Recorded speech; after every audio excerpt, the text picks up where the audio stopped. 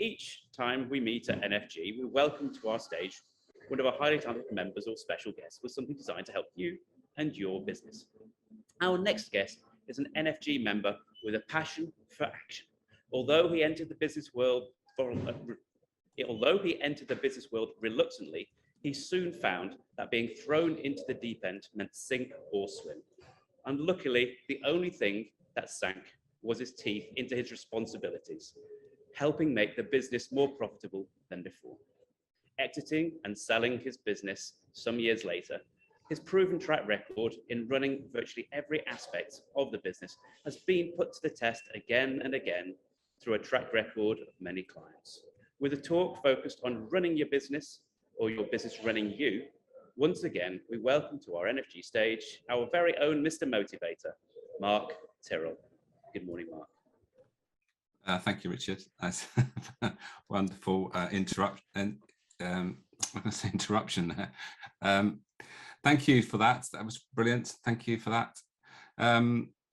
Now, before I start, I thought, could you just, not that it's a vanity thing, but if you can put me on speaker view, that would make it easier, because I'm not going to do share. I'm going to share my iPad in a second with some bits and pieces.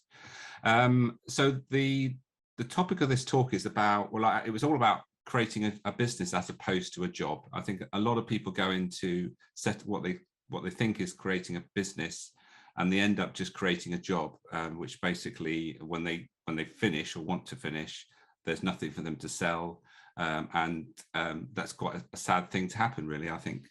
So what I want to do is just to give you some ideas about how you can create a business around, even when you're delivering a service, so that can be passed on for other people to use. So, but before we do that, I want to ask you a question. I want to ask you a question about your next holiday. When you think about your next holiday, what is the first question that comes into your mind? So you can either shout them out or put them in the chat, whichever way, but just be interesting. Don't think too much about it. What's the first thing that comes into mind when you think about your next holiday? What is one of those? Okay. How hot is it? Okay. Beach. Okay. I'm a cheapskate, so I'm saying when and how much. Okay, yeah, that's all good. What Anybody is there else to do? Anybody else not said and what come to mind when I talked about the next holiday? Just thinking about the journey. Right, brilliant. The How to get there. Yeah. Brilliant. So, wide variety of answers there. So I want to share something now, which it'll all become apparent in a minute, actually, why I'm sharing this. But for now, just bear with it, and it'll all make sense in a second. So I asked you, what is your first question that came into your mind when I talked about or think about your next holiday? So there was a variety of answers there, and they are typical. So I'm going to just run through them all, potential ones that you could have said. So the first one is, where do I want to go? Or what's my ideal destination? The next one is, how will I get there? That's Podrick's. Or what's my preferred mode of transport? Another one with, how much am I going to spend? How much will it cost? Somebody mentioned that. I think that's Richard. What can I do when I get there? What do I do? What do I want to do? So I heard beach being mentioned there. So that's sort of answered that sort of question. And then finally, what some people ask is, well, what did I do last time and what was good about the last holiday? So these are typical things that come into your head when you're thinking about your holiday. Or you could think about this as a little project, can't you? When you go on holiday, it's a project. It's something that you've got to work out. You've got to decide on things.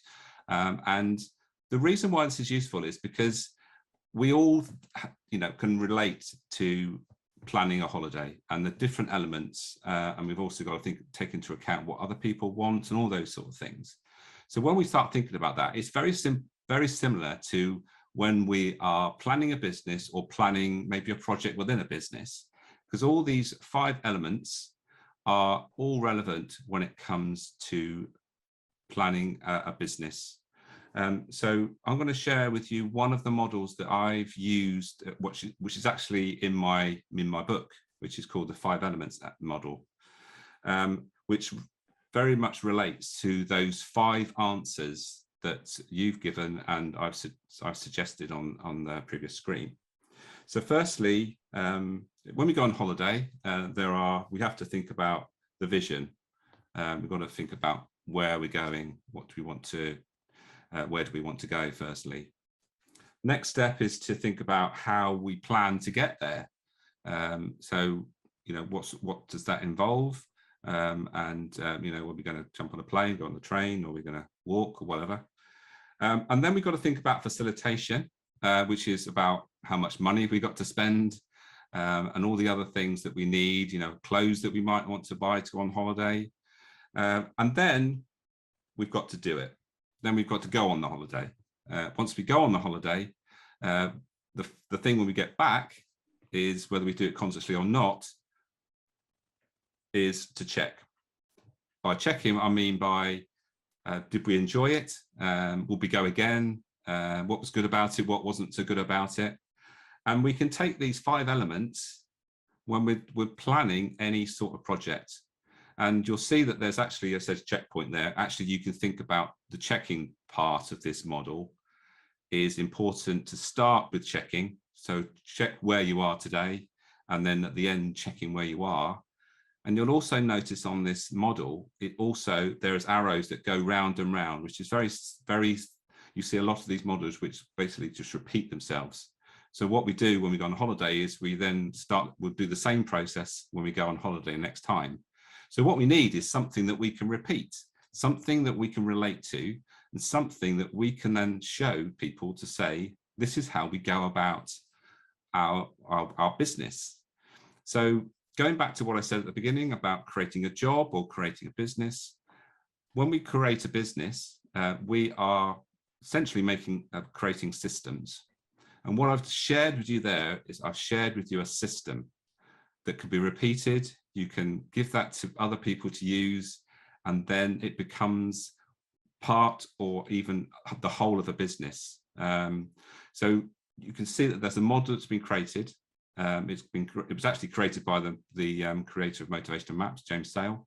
It came out of a leadership book that he wrote, but it actually makes sense with regards to all the things that we have to do in life and in business, that we need these 5 elements, and we do continually go round and round.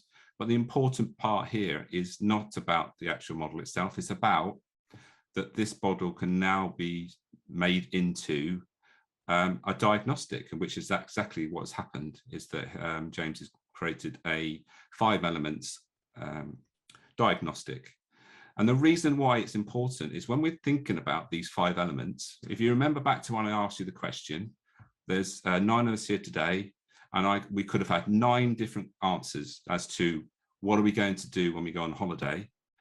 So what we need to do is think about, what do those answers actually tell us about the person, actually where they're focused, and how can we make sure that everyone in that, let's call us a team, everyone in that team's desires and wants are being taken care of, and most importantly also, how can we use their key focus to make sure that they're on the part of the process which actually relates mostly to where they focus. So this is important. So you can use this within any business scenario to get people to focus in on where they are most comfortable, I suppose you could say. But also remembering if there's things that they don't think about, that might potentially be an Achilles heel for them. If they're not maybe spending enough time on the visioning part and going straight to facilitating, so in other words, getting some money together and then just going down to the travel agent and booking the holiday without much thought, then that might not be quite working so well for them. On the other hand, you could spend all your time visioning and thinking about where you want to go on holiday, but actually it's all a pipe dream. You've never got the finances. So that part's never, the facilitation part is never really thought about well enough. And so the holiday doesn't happen. So we all have strengths and weaknesses. And these models can really highlight where we're strong and where we're not so strong. So I hope that's useful. That's one model. I'm going to share with you a couple of other models. And the idea here is, going back to the talk, is about understanding how you can create a business from a service, and then you can build on it. And so you really focus in on what you deliver. So here's another model that I use. This is the model from Liberating Leadership. And it's essentially an element, a model which has three elements. The first element is the central, what we call the central mindset, which is in the middle there, high challenge, high support. The second element is around the outside. You'll see there's 4 segments, and that's the 4 steps from visioning, mobilizing, developing, enabling. Interestingly, the visioning word has been used again, which was in the previous model. And the third element is the skills that we need at each stage in the process. So this was created again. I'm licensed practitioner for for Liberator Leadership. And it makes it easy for me to use. It's basically distilled down. I can use this model with my clients. I don't have to create the wheel, forgive the pun. And so it's a model that can be used and used again, not just in your own business. You can create it and for other people to use it.